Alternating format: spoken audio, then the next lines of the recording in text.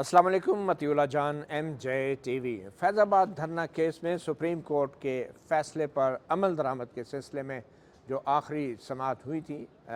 जो कि chief justice काजी फ़ाइज़ ईसा की सरबराही में कायम एक बेंच कर रहा था, उस समाअत में ये हुक्म दिया गया था कि वफाकी हुकूमत और जो दूसरे मुतल्लिका इदारे हैं, तो वो सुप्रीम कोर्ट के इस 4 साल पुराने हुक्म के ऊपर अमल दरामद से मुतल्लिक़ अपनी पेश रफ्त रिपोर्ट जमा कराएँगे। 27 अक्टूबर की तारीख़ मुकर्रर की गई थी कि तहरीरी तौर पे जो वफाकी हुकूमत है, जो पेमरा है और जो वज़ारत दाखिला है, वो तमाम ये मुतल्लिका इदारे रिपोर्ट जमा कराएँगे कि फैज़ाबाद धरना केस में जो सुप्रीम कोर्ट का फ़ैसला था उस पर कितना अमल दरामद हुआ है। उसी फ़ैसले के रूप में आज एक रिपोर्ट वफाक पाकिस्तान यानी फ़ेडरेशन की तरफ से जमा कराई गई है। वफाक पाकिस्तान को जो हदायत दी गई थी, वो हदायत आपको पहले बता देते हैं कि वो हदायत थी क्या जिन पे अमल दरामद करना था। उसके बाद आज जो वफाक पाकिस्तान ने रिपोर्ट जमा कराई है उसके हवाले से आपको बताते हैं, क्योंकि उसमें सबसे अहम बात यह है कि वफाकी हुकूमत ने एक फ़ैक्ट फाइंडिंग कमेटी जो है वो बना दी है, स्पेशल फैक्ट फाइंडिंग कमेटी। और उस कमेटी में कौन कौन लोग हैं इस पर भी बात करेंगे। मगर इस फैक्ट फाइंडिंग कमेटी जो बनाई गई है, ये कौन से अहकामात पे अमल करना है इस कमेटी ने, पहले वो अहकामात सुप्रीम कोर्ट के आपको पढ़ के बता देते हैं। सुप्रीम कोर्ट ने ये हुक्म दिया था कि जब रियासत जो है वो हुकूमत के आला ओहदों पर बैठे जो लोग हैं जो मुलव्वस हैं तशद्दुद की कार्रवाइयों में और पुरअमन शहरियों को कत्ल करने की कोशिश में मुलव्वस पाए जाते हैं, जब हुकूमत उनके ख़िलाफ़ कोई कार्रवाई नहीं कर सकती तो फिर लॉलेसनेस होती है और जिससे लोगों में एक बुरी मिसाल कायम होती है। तो इसलिए ये 12 मई 2007 के उस वाक़े का हवाला था जिसमें कराची में एक कत्लेआम हुआ था और 45 से ज़ायद वकला और शहरी जो हैं वो हलाक हुए थे। ये बात हो रही है मई 2007 की, जबकि जो माज़ूल चीफ़ जस्टिस इफ्तिखार मोहम्मद चौधरी थे, जनरल मुशर्रफ ने उनको दीगर जजेस के हमरा हटा दिया था और वो एक सड़कों पे तहरीक चल रही थी और वो कराची पहुंचे थे एयरपोर्ट पे, तो कंटेनर लगा के शहर को बंद किया गया था। तो ये हुक्म था सुप्रीम कोर्ट का कि रियासत जो है ऐसे मामलात में इन आला ओहदों पर फाइज जो मुल्ज़मान हैं उनके ख़िलाफ़ भी कार्रवाई होनी चाहिए। इसमें कोई डायरेक्शन नहीं थी, सिर्फ ये कहा गया था जब ऐसी कार्रवाइयाँ नहीं होती तो फिर ये एक बुरी मिसाल कायम होती है और जिससे जो आला ओहदों पे बैठे दूसरे हुक्काम हैं उनकी हौसला अफजाई होती है कि वो भी इस किस्म की पुरतशद्दुद कार्रवाइयों में मुलव्वस हों। फिर एक हुक्म ये था कि जो भी शख्स फतवा जारी करता है और ऐसा फतवा जारी करता है जिससे किसी दूसरे शख्स की ज़िंदगी को नुकसान पहुंच सकता है, ख़तरा पहुंच सकता है, तो ऐसे शख्स को फ़ौजदारी मुकदमा दर्ज करके उसको सज़ा दिलवाना ज़रूरी है। और इस हवाले से जो पाकिस्तान का ज़ाब्ता फ़ौजदारी है, जो इंसदाद दहशतगर्दी एक्ट है 1997 और prevention of electronic crimes act 2016 है, पीका, इसको भी इसका नफाज भी किया जा सकता है। फिर एक और हदायत ये थी कि जो ब्रॉडकास्टर्स हैं, टेलीविज़न चैनल्स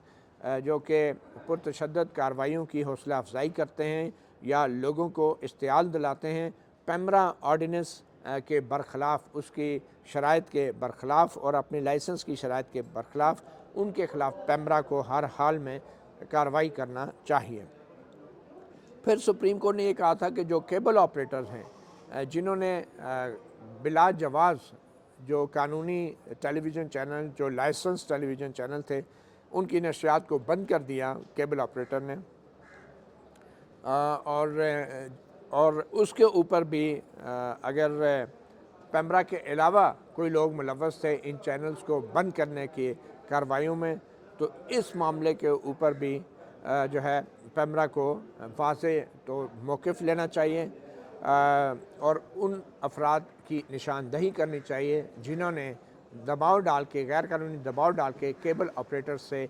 मुख्तलिफ़ टी वी चैनल्स को बंद करवाया। ये शिकायत ये थी कि जब फैज़ाबाद धरना हो रहा था तो तहरीक-ए-इंसाफ पाकिस्तान के جو لوگ تھے کچھ چینلز ان کی جو پرتشدد کارروائیاں ہیں ان کو بڑھا چڑھا کے پیش کر رہے تھے اور مذہبی رنگ دے رہے تھے، تو ان کو تو پیمرا نے بند کیا تھا، مگر کچھ چینلز کو پیمرا کے علاوہ بھی کچھ قوتوں نے بند کروا دیا تھا، اور یہ شکایت یہ تھی کہ چھاونی کے کنٹونمنٹس کے علاقے میں جو ڈان نیوز ہے یا جیو نیوز ہے وہ بند کیے گئے تھے، تو اس میں کہا گیا تھا کہ کن لوگوں نے بند کیے ہیں ان کے بارے میں بھی رپورٹ جمع کرائی جائے۔ اور پھر یہ بھی کہا گیا تھا سپریم کورٹ کے فیصلے میں کہ جو لوگ الیکٹرانک آلات کے ذریعے یا الیکٹرانک مینز کے ذریعے کسی جرم کرنے کے لیے لوگوں کو اکسا رہے ہیں ان کو پیکا قانون کے تحت ان کے خلاف کارروائی کی جائے، یعنی سوشل میڈیا پر جو اشتعال دلایا جاتا رہا فیض آباد دھرنا کیس میں مختلف ویڈیوز اور پیغامات کے ذریعے ان کے خلاف بھی کارروائی کی جائے۔ اور پھر یہ بھی سپریم کورٹ کے حکم میں کہا گیا تھا کہ تمام جو خفیہ ادارے انٹیلیجنس ایجنسیز جن میں ISI ہے، انٹیلیجنس بیورو ہے اور ملٹری انٹیلیجنس ہے، اور جو ISPR ہے فوج کا ترجمان کا دفتر، وہ اپنی جو حدود ہیں جو ان کا مینڈیٹ ہے اس سے تجاوز نہ کریں، اور ان کو کوئی اختیار نہیں ہے کہ وہ آزادی رائے اور تقریر کی آزادی پہ کسی قسم کی پابندیاں لگائیں، اور ان کو یہ اختیار نہیں ہے کہ جو نشریات ہیں ٹیلی ویژن چینلز کی وہ اس میں مداخلت کریں، یا جو اخبارات کی اشاعت ہیں اس میں مداخلت کریں، اور جو اخبارات کی ترسیل ہے اور تقسیم ہے اس میں کوئی رکاوٹ ڈالیں۔ یہ بھی ایک سپریم کورٹ کے حکم میں یہ کہا گیا تھا۔ پھر انٹیلیجنس ایجنسیز کے حوالے سے کہا گیا تھا کہ جو خفیہ ادارے ہیں وہ ان تمام ایسی سرگرمیوں کی نگرانی کریں کہ جس میں کچھ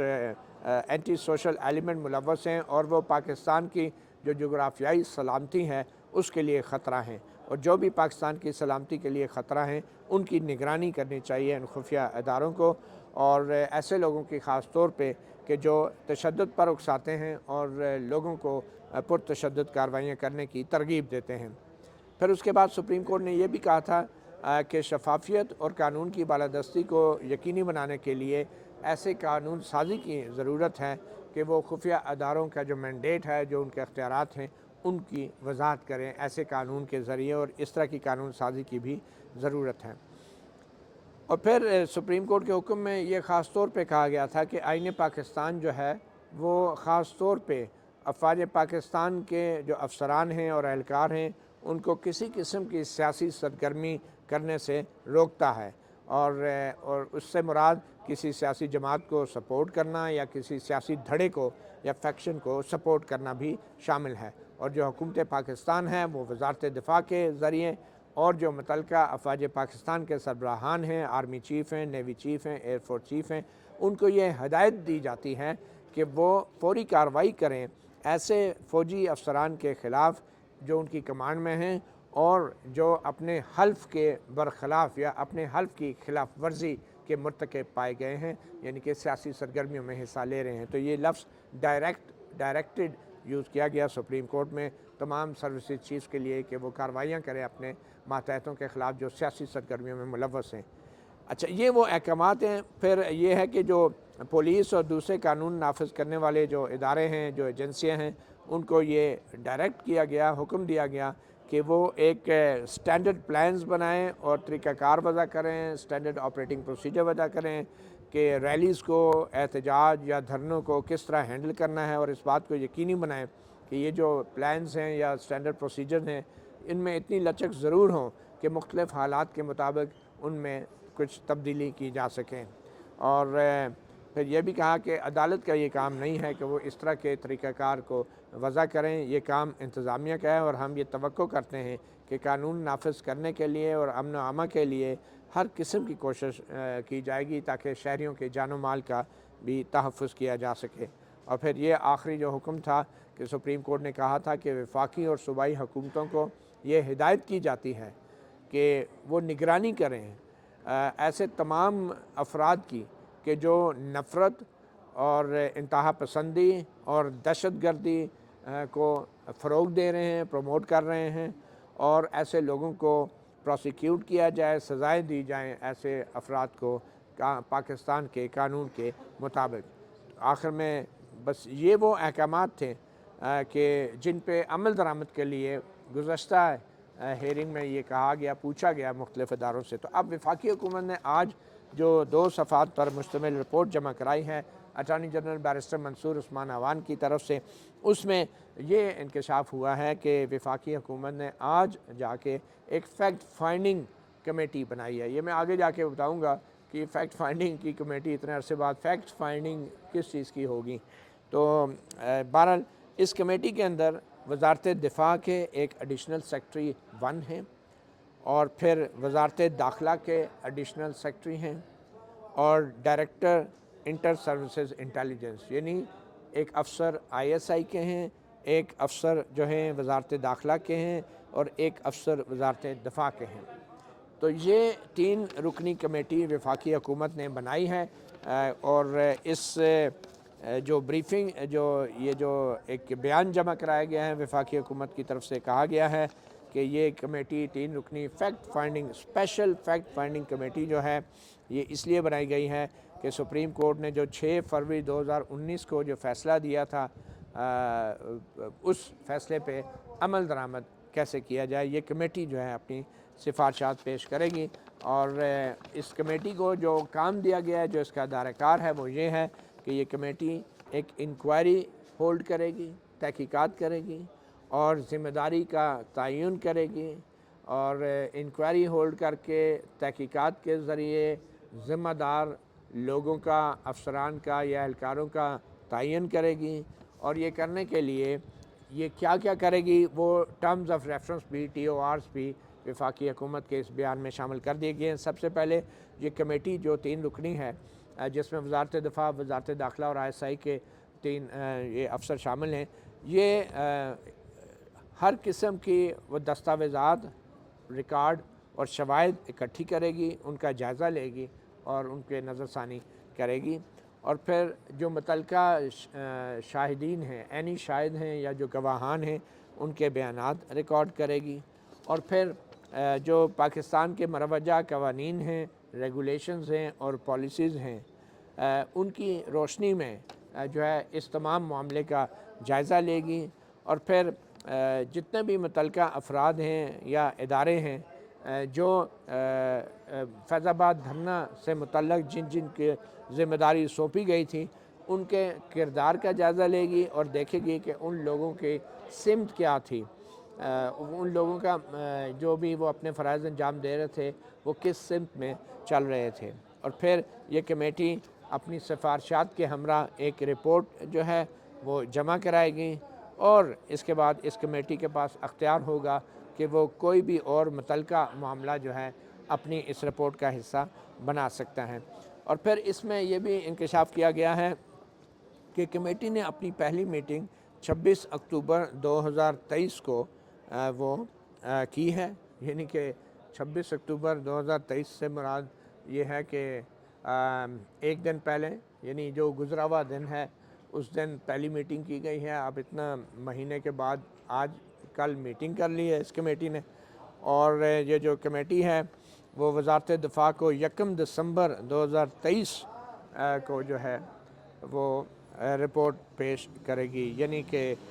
آپ کہہ لیں کہ 1.5 مہینے میں، یعنی کہ آج 26 اکتوبر کو پہلی میٹنگ ہو گئی ہے، آج سے اگر کام شروع کر دیں تو 26 اکتوبر سے 26 نومبر اور پھر 1 دسمبر، مطلب کہ 1 مہینہ اور 6 دن کے اندر یہ کمیٹی اپنی رپورٹ اور سفارشات جمع کرائے گی، اور اگر مزید وقت درکار ہوا تو کمیٹی جو ہے وہ وزارت دفاع سے مزید وقت جو ہے وہ مانگے گی۔ تو اٹارنی جنرل نے اپنی اس رپورٹ میں یہ بھی کہا ہے کہ جو موجودہ درخواست ہیں اس کو قبول کیا جائے، اور جو وفاقی حکومت ہے اس کو اجازت دی جائے کہ جب یہ فیکٹ فائنڈنگ کمیٹی جو ہے اپنی رپورٹ جمع کرا لے تو پھر اس کے بعد جو ہے وہ مزید کارروائی سپریم کورٹ میں کی جائے۔ اچھا، اب یہ جو کمیٹی بنی ہے، سب سے پہلے تو اس کمیٹی کی جو تشکیل ہے وہ بڑی دلچسپ ہے۔ اس میں وزارت دفاع کے 2 لوگ ہیں، یعنی منسٹری آف ڈیفنس کے ایڈیشنل سیکرٹری اور ISI کے ایک ڈائریکٹر، اور وزارت داخلہ یعنی جو حکومت ہے اس کا ایک بندہ ہے۔ تو یہ اس میں پریڈومیننٹلی جو ہے وہ وزارت دفاع جو ہے وہ بنیادی طور پہ اس پوری کمیٹی کی کارروائی کو کنٹرول کرے گی، اور ویسے اگر وزارت دفاع کے نام بھی ہوتے تو ادھر تو ہر چیز کنٹرول ہوتی ہے، مگر بہرحال اس کمیٹی کی جو ترتیب ہے اس سے لگتا ہے کہ وزارت دفاع اس کمیٹی میں ڈومینیٹ کر رہی ہے۔ اور پھر دوسرا کہ یہ جو کمیٹی ہے، جس لیول کے الزامات لگے تھے فیض آباد دھرنا میں، یعنی کہ ISI کے جو اس وقت DGC تھے جنرل فیض حمید، ان کی مداخلت کا الزام تھا، تو اب یہ کمیٹی جو ہے ڈائریکٹر جو ہیں وہ ڈائریکٹر لیول کے بندے جو ہیں وہ جنرل فیض حمید پہ اگر کوئی فیکٹ فائنڈنگ کرتے ہوئے تحقیقات کرنی ہے تو یہ ڈائریکٹر لیول کے بندے اب DGC کو انویسٹیگیٹ کریں گے۔ اور کیا یہ کمیٹی ان افراد کو یعنی کہ جنرل فیض حمید کو بلا کے اب یہ ڈائریکٹر لیول کے جو ISI کے بندے ہیں یا ایڈیشنل سیکرٹری انٹیریئر ہیں یا additional secretary ministry of defence, کیا یہ جنرل فیض حمید کو بلا کے ان کے بیانات ریکارڈ کریں گے کہ کن حالات میں آپ نے فیض آباد کے دھرنے کے دوران معاہدے پر دستخط کیے اور کن کے احکامات پہ کیے؟ اور پھر کیا یہ کمیٹی جو ہے سابق وزیر اعظم شاہد خاقان عباسی کو بلا کے پوچھے گی کہ آپ نے بطور وزیر اعظم جو ہے کیا ہدایات دی تھی، کیونکہ شاہد خاقان عباسی کہہ چکے ہیں کہ انہوں نے منع کیا تھا جنرل فیض حمید کو کہ وہ کسی قسم کے ایسے دستخط نہ کریں۔ یہ ایک انٹرویو میں انہوں نے یہ بات کی تھی۔ اور پھر جو اس وقت کے وزیر داخلہ تھے احسن اقبال صاحب، کیا ان سے بھی پوچھا جائے گا کہ فیض آباد دھرنے میں کون کون سے کردار عام ہیں اور کیا کیا ہدایات دی گئی تھی؟ تو یہ کمیٹی بظاہر مجھے لگتا نہیں ہے کہ اتنی پاورفل ہے کہ وہ پاورفل لوگوں کو بلا کے، اور خاص طور پہ جن پہ الزام ہے، اور کیا یہ کمیٹی پھر DG SPR جو اس وقت ہوتے تھے یہ آصف غفور صاحب، تو کیا ان کو بھی بلا کے پوچھے گی؟ کیونکہ آصف غفور صاحب نے ایک بیان دیا تھا کہ یہ جو 2018 کے انتخابات ہیں یہ ملک کے شفاف ترین انتخابات تھے، تو اس کے اوپر بھی فیض آباد دھرنا کیس میں سپریم کورٹ نے کہا تھا کہ یہ بھی ایک سیاسی بیان ہے، تو کیا کمیٹی ان کو بھی بلا کے سوال جواب کرے گی؟ تو یہ وہ سوال ہیں، مجھے لگتا نہیں ہے یہ اس کمیٹی کے بس کی بات ہے، اور یہ ایک ٹائم بائنگ ٹیکٹکس ہے۔ اور سب سے اہم اور بڑا سوال یہ ہے کہ 2019 کا یہ فیصلہ ہے، یہ فیصلہ آیا، آپ یہ دیکھیں کہ یہ دھرنا جو ہوا تھا یہ 2017 میں ہوا، اور آپ کو پتہ ہے اس وقت شاہد خاقان عباسی صاحب آگے تھے نواز شریف کی جگہ، اور نون لیگ کی حکومت ڈاواڈول ہو رہی تھی، اور کبھی ڈی چوک کے 2014 کے دھرنے سے جو عدم استحکام کا شکار کیا گیا اس وقت بھی حکومت کو، وہ 2017 میں TLP کا دھرنا فیض آباد میں چاروں سڑکیں بلاک، ٹوئن سٹیز کا رابطہ منقطع، تو 2017 کا یہ دھرنا ہے، اور یہ پٹیشن 2017 کی ہے 184(3) کی، اور اس پہ 6 فروری 2019 کو یہ فیصلہ جاری ہوا ہے، اور 2019 سے لے کے آج 2023 میں یہ کہا جا رہا ہے کہ ہم فیکٹ فائنڈنگ کمیٹی بنا رہے ہیں۔ پہلا سوال تو یہ ہے کہ 2019 سے لے کے 20، 21، 22، 23 تقریباً 4 سال 5 سال ہو گئے ہیں اس معاملے کو، اور آج جو ہے سپریم کورٹ کے ججمنٹ کے اوپر فیکٹ فائنڈنگ بنائی جا رہی ہے، اور کیا جو فیکٹ فائنڈنگ رپورٹ ہوگی اس میں کیا ہوگا؟ کیا وہ فیکٹ فائنڈنگ رپورٹ اس نتیجے پہ پہنچ سکتی ہے کہ جو سپریم کورٹ کے معزز ججوں نے 2019 میں فیصلہ دیا تھا ان کے تو فیکٹس ہی غلط ہیں؟ ایسا تو ہوا ہی نہیں ہے۔ تو سوال یہ پیدا ہوتا ہے کہ اب جب کہ اس فیصلے پہ عمل درآمد کا وقت تھا تو یہ فیکٹ فائنڈنگ کیسے بن گئی؟ یہاں پہ اب فیکٹ فائنڈنگ کی بات تو نہیں تھی، 4-5 سال فیکٹ فائنڈنگ کیوں نہیں کی گئی؟ آج کیوں آپ اتنے عرصے بعد فیکٹ فائنڈنگ کی رپورٹ جمع کرا کے مزید 4 سال گزار دیں؟ ایک سپریم کورٹ کی ججمنٹ آئی ہوئی ہے، آپ نے تو یہ بتانا تھا کہ 2019 میں جب یہ فیصلہ آیا تو اس کے بعد جو جنرل باجوہ تھے انہوں نے کتنے اپنے جو اہلکار تھے جو سیاسی سرگرمیوں میں ملوث تھے ان پہ کیا کارروائی کی ہے؟ آپ آ کے کہہ رہے ہیں جی اچھا چلیں، اچھا اب اس پہ عمل کرنا ہے، چلیں اب فیکٹ فائنڈنگ رپورٹ بنا دیتے ہیں۔ تو بجائے اس کے کہ جنرل باجوہ، بجائے اس کے کہ وزارت دفاع یہ بتاتی کہ کارروائی کیا ہوئی ہے ان 5 سالوں میں سپریم کورٹ کے فیصلے کے بعد، تو 5 سال بعد سپریم کورٹ کو کہا جا رہا ہے جی ہم فیکٹ فائنڈنگ بنا دیتے ہیں۔ بھئی کیا فیکٹ آپ نے فائنڈ کرنے ہیں؟ آپ کو تو یہ فیکٹ فائنڈنگ جو ہے سپریم کورٹ کے فیصلے کے اگلے روز ہی بنا دینی چاہیے تھی کہ بھئی ججمنٹ آئی ہے پاکستان کی اعلیٰ ترین عدالت کی، اور آپ نے جو آپ 5 سال بعد کہہ رہے ہیں اچھا ہم فیکٹ فائنڈنگ بنا دیتے ہیں، اور اس میں ایک ایڈیشنل سیکرٹری ڈال دیا وزارت دفاع کا، ایک ایڈیشنل سیکرٹری وزارت داخلہ کا، ایک ڈائریکٹر لیول کا بندہ، ڈائریکٹر جنرل نہیں، ڈائریکٹر لیول کا بندہ جو ہے وہ ڈال دیا وہ اس کمیٹی میں 3 بندوں کی، جی وہ فیکٹ فائنڈنگ کریں گے۔ تو یہ بڑی ہی ایک مضحکہ خیز بات ہے جو وفاقی حکومت کی طرف سے اب اس قسم کا جو بیان जमा कराया जा रहा है। लगता ये है कि सुप्रीम कोर्ट इस हवाले से ज़रूर ये पूछेगी वफाकी हुकूमत से भी। और इससे पहले पैमरा ने भी कुछ बयान जमा करा दिए हैं, रिपोर्ट जमा करा दी है, वज़ारत दाखिला की भी रिपोर्ट है। अब देखें जब ये केस 1 नवंबर को अब इसकी समाअत होगी तो उस दौरान क्या सुप्रीम कोर्ट जो है वफाकी हुकूमत के इस बयान को एक्सेप्ट भी करती है या नहीं, और या फिर उनको मोहलत देती है, और या फिर ये डिटर्मिन करेगी कि कौन से लोग वज़ारत दिफ़ा के और मुतल्लिका जो अफवाज हैं उनके लोग सुप्रीम कोर्ट के इन फ़ैसले पे अमल दरामद करने में नाकाम हुए, और उस फ़ैसले के 5 साल तक इंतज़ार करने के बाद अब जबकि ये फैक्ट फाइंडिंग कमेटी का जो मजाक अब पेश किया जा रहा है सुप्रीम कोर्ट के सामने, इसमें कौन लोग इसके ज़िम्मेदार हैं। मतीउल्लाह जान, MJ TV से इतना ही, इजाज़त दीजिए, अल्लाह हाफ़िज़।